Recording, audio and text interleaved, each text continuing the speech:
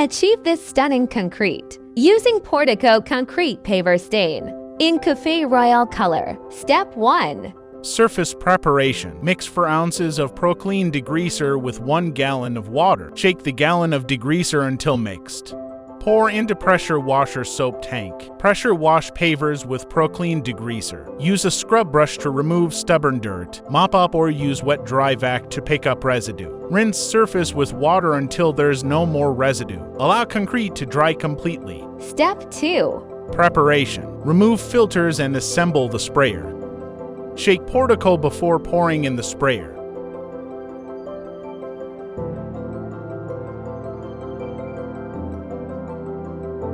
Step 3. Application. Spray to coats in circular motions with overlaps. Shake the sprayer from side to side often. Allow to dry for 8+ hours. Before. After. This is what it looks like when stained.